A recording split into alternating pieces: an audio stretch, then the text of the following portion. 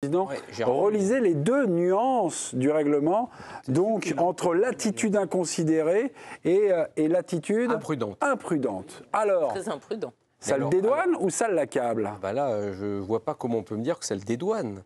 On parle d'attitude inconsidérée lorsqu'un joueur agit sans tenir compte du caractère dangereux ou des conséquences. Mais là, il voit le gardien de but qui est en face de lui. Face à lui. Ça, il le voit arriver. Donc, de fait, il sait qu'il peut y avoir danger, puisqu'à partir du moment où vous étendez votre jambe sur un gardien de but qui vient pour récupérer la balle, collision. il peut y avoir une collision, il peut le percuter et il peut le blesser malheureusement. Donc là, il n'y a aucun doute là-dessus. Je pense que ça l'accable. C'est malheureux pour le Texier, qui est vraiment un très bon arbitre, qui arbitre d'ailleurs, on le voit souvent en Coupe d'Europe d'un très haut niveau. Il s'est planté. En Ligue 1, moins bien. Hein. Oui, mais là, il s'est planté dans les grandes largeurs. Moi, j'étais d'accord sur Harit. Je trouvais que sa décision était bonne. Je ne comprends même pas comment il a pu sortir Harit. C'est le même arbitre. Hein. Ah bah oui, c'est le même arbitre. Et il n'a pas pu sortir Singo. Il a regretté d'avoir sorti Harit. C'est peut-être ça, moi, qui m'a fait penser. Je vais même plus loin. Attendez, parce que j'ai les images. Donc, pour vous, ça l'accable, donc c'est point carré. Vous avez fait référence à ce qui était passé lors du dernier Classico. On a les images. On va vous les montrer. C'était François Le Texier qui officiait ce soir-là. Vous voyez un dégagement, c'est une phase de jeu complètement anodine. Et puis, nous, en tant que téléspectateurs, je suppose que pour vous aussi, vous avez trouvé ce carton rouge, on va dire, un peu sorti de nulle part. Après la rencontre, François Le Texier était revenu sur sa décision. Et il nous disait ceci. Et là, il avait d'autres critères. Hein. Ce n'était pas les alinéas. Regardez bien. J'ai le sentiment que le geste d'Amin Harit met en danger l'intégrité physique de son adversaire. On est, nous, en tant qu'arbitre, particulièrement vigilants parce que c'est notre travail de protéger les joueurs. Ça, on va dire, on n'a pas besoin de rentrer dans les règlements de l'IFAB. C'est le premier critère, la protection de l'intégrité des joueurs. La mise en danger de l'intégrité physique de l'adversaire, même lorsqu'elle n'est pas générée par une action délibérée, voilà, c'était un peu tout l'autre, mérite une exclusion. Le caractère délibéré du geste ne change rien en raison de la sanction disciplinaire qui doit être donnée. C'est exactement ce qui s'est passé hier. Évidemment que Singo, il ne veut pas défigurer Donnarumma. Non, mais ni même lui mettre son pied sur la ligne. Je vais même plus loin, moi. Ce qu'on a détaillé là pour l'action imprudente. Imprudente, on parle d'attitude imprudente lorsqu'un joueur dispute le ballon sans attention, ni égard, ni précaution. Et ben moi, je trouve que ça s'applique plus à l'action d'Harit, bien sûr, qu'à celle hier de Singo sur Donnarumma. C'est hier? Oui, hier. Parce que Harit ne voit pas voilà, Marquinhos. Exactement. Parce qu'en plus, dans l'explication de Monsieur Le Texier après l'expulsion de Harit, donc après le Classico, match, il dit je vois Harit qui tend la jambe vers Marquinhos. Or, c'est faux. Harit ne voit pas. Harit ne voit pas Marquinhos puisque Marquinhos arrive dans son dos. Harit, il tend la jambe vers le ballon. Je ne suis pas en train de dire que Harit, il aurait dû, pas dû. Je dis juste que par rapport à la fois à ce que l'on dit sur l'action imprudente et à la fois sur ce que l'attitude le Texier, en fait, ça s'appliquait presque plus sur son descriptif, sur Harit ou sur son explication verbale, plutôt sur celle de Singo. Les deux méritaient rouge. Hier, Nabil Djellid, qui est à votre place, mon cher Dave, a lié ces deux erreurs. Et Nabil avait une intuition, cette première erreur entraînant la deuxième. Est-ce que vous êtes d'accord ou pas d'accord? Il s'est planté sur la première. En fait, il a un train de retard à chaque fois. Deux erreurs, ça n'annule pas, en fait. Non, ça a beaucoup de ça. Il a été très critiqué pour l'expulsion d'Harit, et en plus sur des trucs un peu limites, comme quoi il avait tué le Classico, il avait fait ceci, cela. Et je me demande si ça ne l'a pas altéré d'une manière ou d'une autre. Moi, mais si ça l'a pas. Et puis il sort un argument qui, pour lui, et je lâche la balle, mais qui, pour lui, est fatal. C'est qu'il dit, sur l'action de Harit Marquinhos, il dit qu'il a vu la marque sur Marquinhos et que ça lui a servi à prendre sa décision. Parce qu'il a dit, j'ai pris le temps de la réflexion et quand j'ai vu Marquinhos montrer la marque qui était réelle, ça a provoqué sa décision. Ça, c'est pas normal. Et qu'est-ce qu'il n'a pas vu sur le visage de Donnarumma? Il ne le voit pas. Singo, il est scié de rester sur la pelouse. Quand il lui fait comme ça, il n'y a rien, ça joue. Mais je crois que le Texier était vraiment dans un drôle d'état, puisque peu de temps après, c'est 10 minutes après, il y a Singo qui part à la lutte avec un joueur, je ne sais plus qui, il lui explose le dos.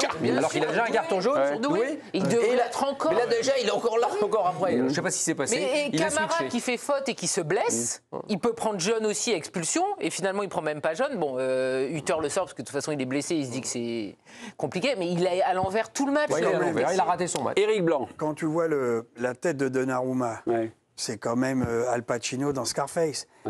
Le mec, il est complètement ouvert. Tu demandes le VAR. Parce que moi, quand j'ai revu une seule fois Et après, on a l'impression qu'ils avaient caché cet angle. Où le mec, il met le pied. Moi, d'abord, je peux vous dire, je ne suis pas comme vous. Je ne suis pas 100% sûr qu'il n'ait pas voulu. Comme il a raté son geste, il ratait le but. Par frustration.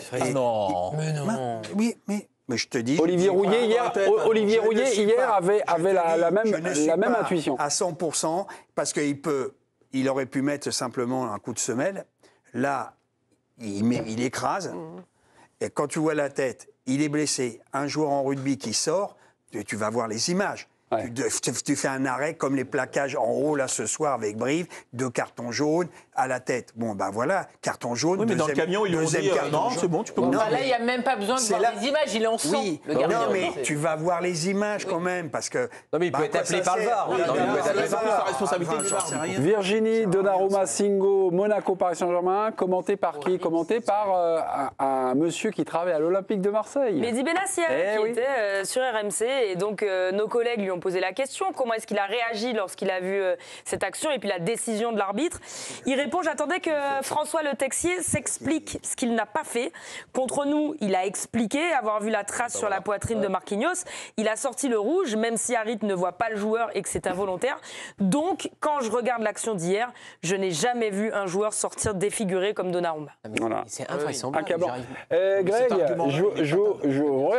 on a parlé, on est revenu, vous avez défendu votre point de vue, et évidemment, c'est tout à fait louable. Au fur et à mesure, finalement, ça vous arrive parfois de changer un peu d'opinion, de varier un peu d'opinion?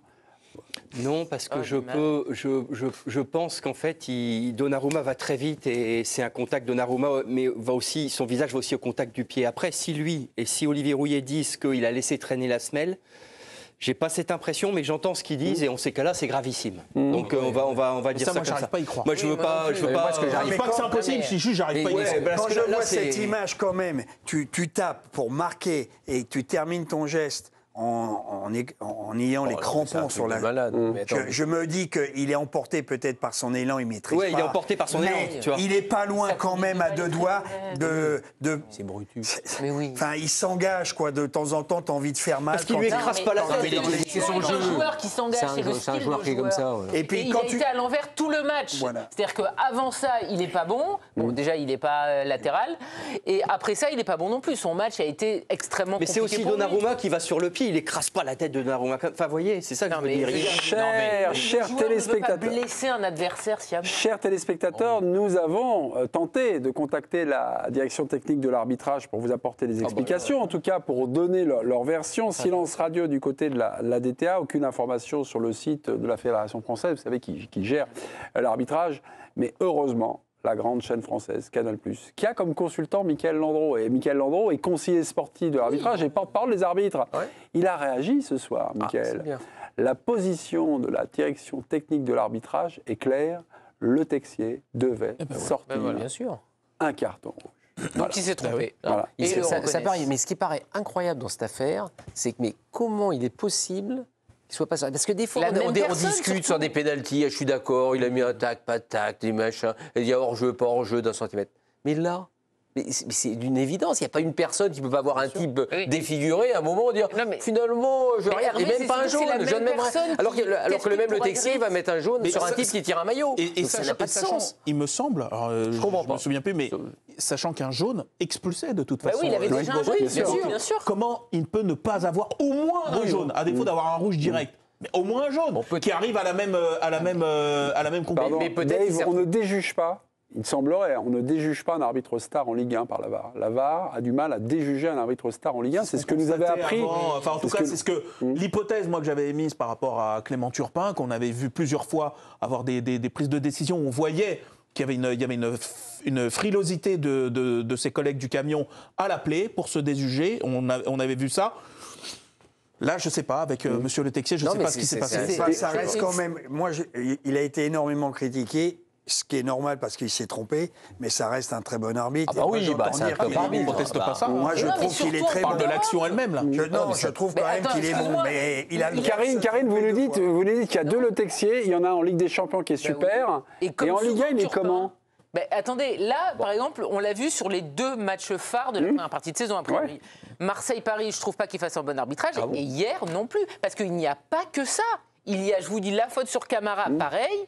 À la fin du match, par contre, effectivement, il n'y a pas pénalty en faveur de Monaco. Oui, ça c'est bien vu, ça. Là, c'est bien arbitré, bien mais tout de suite, il va sur l'éditeur, il lui met rouge. Et toute la soirée, finalement, on parle quasiment pas du match. Non, mais c'est le règlement. Ça, non, on l'a entendu. Non, mais là, c'est le règlement d'histoire du tort. Oui, à un moment, ils ont expliqué. Le péno de Marquinhos, enfin Marquinhos qui sanctionne un pénalty pour ça. Je veux dire. Mais moi, ce que je pense, donc je trouve pas qu'il y ait un bon arbitrage hier, alors qu'il y a un match avec 6 buts. Par rapport au fait qu'il n'aille pas voir l'image ou qu'on l'appelle pas pour le faire. Moi, ce que je crois, c'est comme c'est la Ligue 1 et que c'est lui l'arbitre numéro 1, il y a une espèce de... Enfin, il est tranquille en quelque sorte. De protection. Enfin, je ne sais pas si c'est de protection, mais en lui, je pense qu'ils ne se sentent pas en danger.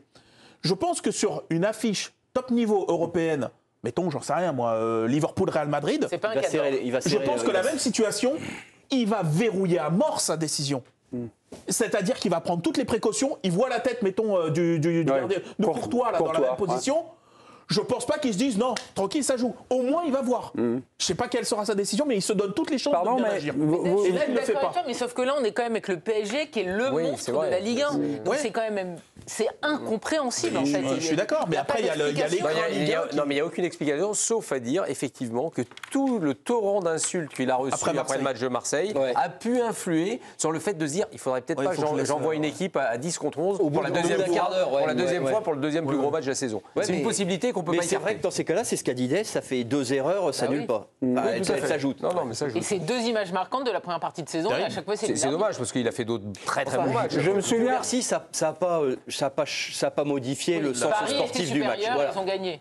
Je me souviens que l'an dernier, Anthony Gauthier avait conseillé à ses arbitres, même s'ils étaient sûrs de leur décision, d'aller quand même consulter d'eux-mêmes l'écran, la VAR, finalement pour, on va dire, pacifier. C'était, Anthony Gauthier disait, il faut manager, on va dire, cette partie, et le fait d'y aller, de consulter, même si on ne change pas fondamentalement de décision, il ne va jamais voir là-dessus. Mais il n'est pas sur le tacle au niveau de la cheville, j'y vais pas. Là, on est sur peut-être l'image la plus violente de la saison. Mais c'est parce qu'on lui dit pas. On lui dit pas. Non, mais il le voit, lui, il le voit que la marque est là. Dès qu'il voit Donnarumma en sang, il parle. Et ça, c'est autre chose. Une interruption de 5 minutes, Greg. Il le voit que sa tête, elle est ensanglantée. D'accord, mais en rugby... Il l'a peut-être confondu avec le ballon, non ? Peut-être. Écoutez, Eric, président. En rugby, de temps en temps, on entend les conversations entre le VAR et l'arbitre.